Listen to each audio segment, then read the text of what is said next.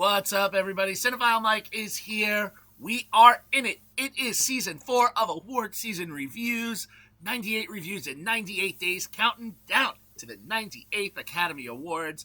Quick reminder, before we dive in, make sure you hit that subscribe button so you don't miss a single day of award season reviews, because they are coming at you. And about as fast as the movie I'm talking about today, A Little Bit of History, was made. Maybe even a little faster.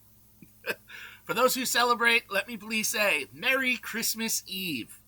To honor the holidays, here for week 3 in award season reviews, it is Netflix week. This is my little gift to you, hopefully a way for you to deal with some of the chaos of the holidays. No extra rentals, no hunting, just great movies whenever you can fit them in, right at your fingertips.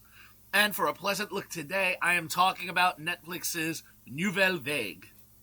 Written by Holly Gent and Vincent Palmo Jr., with additional dialogue from Michelle Petin and Letitia Mason, and directed by a true cinephile, and I want to pay my respect, Richard Linklater. Before moving on to the streaming platform, the film premiered, not shockingly, at Cannes in May of this year. Nouvelle Vague opens with a look at the 3 young film critics, Jean-Luc Godard, played by Guillaume Marbeck, François Truffaut, played by Adrien Royard, and Suzanne Schiffman, played by Jodie Ruth Forrest, attending the premiere of Passe, diable. Now, after greatly criticizing the film, Godard is ready to take his next step to become the next big director in France's New Wave movement. Attaching himself to big producer Georges de Beauregard, played by Bruno Dreyfus, he prepares to make his first film, Breathless. The film, not yet having that title or even a script for that matter, is just a collection of ideas and locations by Godard. He intends to incorporate a form of guerrilla filmmaking defying the traditions. And to create this piece of art, he needs the right talent, which is in the form of Jean-Paul Belmondo, played by Aubrey Dulin, and despite the challenge, because why would a star of her caliber do a film like this, Jean Seberg, played by Zoe Deutsch. Signing both, production begins. He knows he has 20 days to complete the process, and given his methods, they will not be without strain. As production begins, the cast and crew experience his unconventional approach firsthand.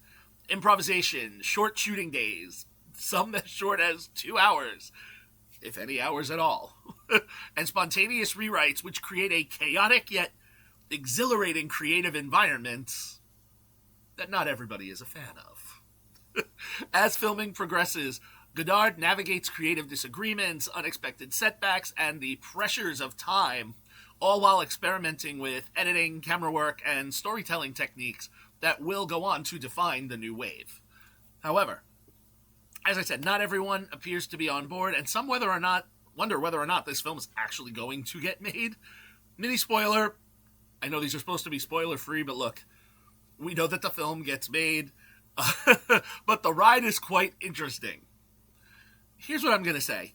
Richard Linklater's Nouvelle Vague is a love letter to filmmaking, capturing the chaos, ambition, and the thrill of creating art in the shadow of cinema history.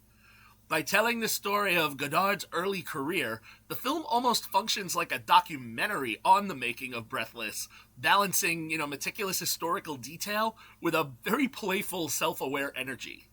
The choice to shoot in the standard frame rather than the widescreen mirrors the era and works beautifully, really drawing the viewer into the 1950s Parisian setting and making the story feel immediate and authentic.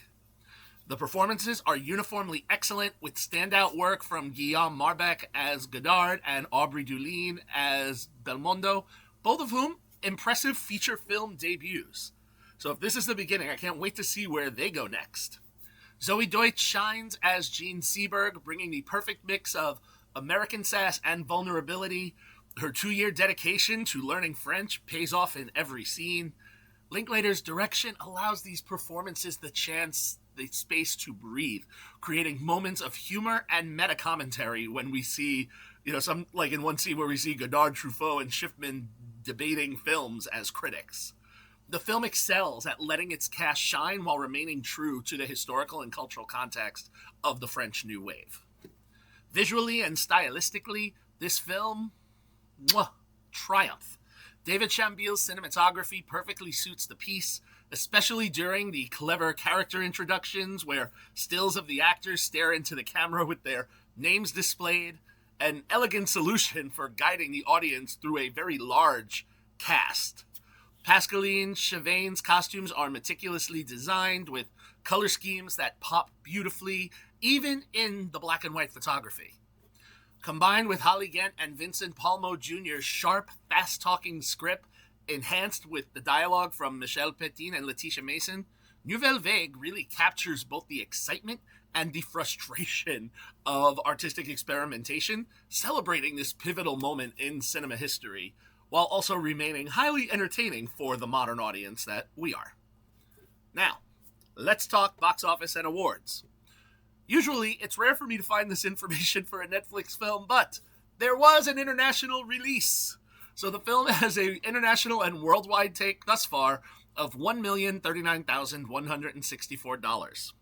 On the critical side, the film is currently sitting strong with a 90% tomato meter from 153 critical reviews and an 84% popcorn meter from over 100 audience scores. Award season-wise, still early, but it does have some steam. The film was nominated for Best International Film at the Gotham Awards. It was a Palme d'Or nominee when it debuted at Cannes, and it has received recognition at several film festivals, both domestically and overseas. Still in the running, the film is a Golden Globe nominee for Best Motion Picture, Musical, or Comedy. Fun fact, Linkletter has 2 projects in this category. He's competing against himself with Nouvelle Vague and Blue Moon. And Zoe Deutsch is nominated for Best Supporting Performance at the Independent Spirit Awards. As for its Oscar chances, this film has Oscar bait written all over it. Like, look at movies like The Artist. However, this one has fallen out of the conversation a bit. For me, though, the film deserves some recognition. If for nothing else, I would say the screenplay or the cinematography would be the 2 that I feel this one really is the strongest. But we shall see. So where do I land?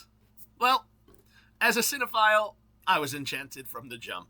Nouvelle Vague, it's really a wonderful 4-star film. It deserves to be watched. Is it the greatest thing of the year? No, but there is a love letter to this that I truly appreciate. I'm a huge Linklater fan. This and Blue Moon were absolute great moments this year. You should definitely check these out. Nouvelle Vague is right now, it's on Netflix. Thank you for joining me for episode 17 of Award Season Review, Season 4. We're going to be doing this for the next 81 days, so stay with me. Be sure to like the video, subscribe to the channel, share it with your friends, drop your thoughts in the comments. You can follow me everywhere on social media platforms, on Letterboxd, and of course, head over to cinephilemike.com for even more reviews and movie goodies. I'll be back tomorrow with the next review, but until then, it's a Cinephile Mike saying, Merry Christmas Eve, and take a break, and watch something new. Take care.